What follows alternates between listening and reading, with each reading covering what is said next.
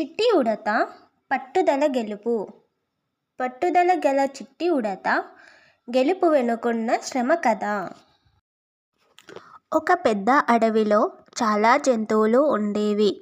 ఆ అడవిలో ఓ చిన్న ఉడత ఉండేది. ఆ ఉడత పేరు చిట్టి.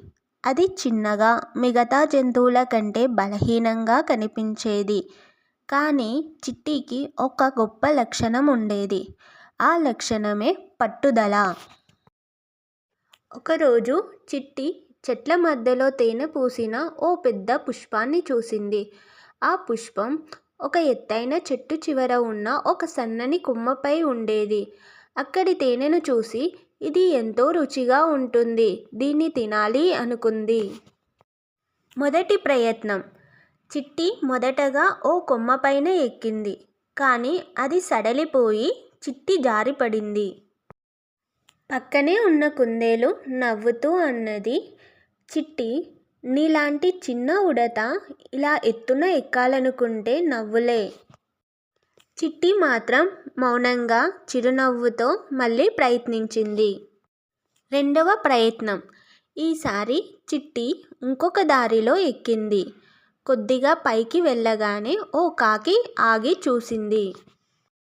ఆ కాకి అన్నది, ఏం చిట్టి, నీ బలం చూస్తే ఆ పువ్వు తినడం సాధ్యం కాదనిపిస్తుంది. చిట్టి మాత్రం ఊరుకోలేదు. మళ్ళీ జారిపడినా మళ్ళీ ప్రయత్నించింది. మూడవ ప్రయత్నం. విజయం.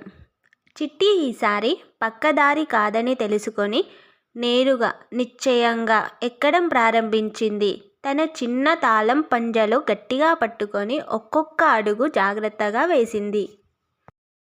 చెట్టు చివరికి చేరినప్పుడు గాలి బలంగా వచ్చింది.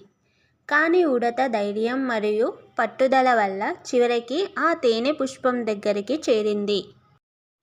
ఆ తేనె తిన్న తర్వాత చిట్టి ఆనందంతో నవ్వింది. ఆ నవ్వు అడవంతా వినిపించింది. మిగతా జంతువులందరూ ఆశ్చర్యపోయారు.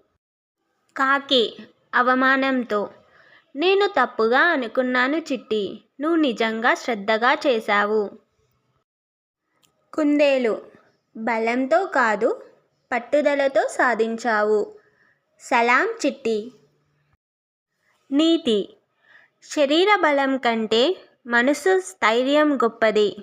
విమర్శలపై దృష్టి పెట్టకుండా లక్ష్యాన్ని చేరుకునే దిశగా కృషి చేయాలి.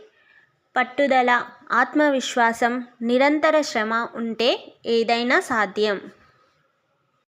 ఈ కథ మీకు నచ్చినట్లయితే please share and like and subscribe.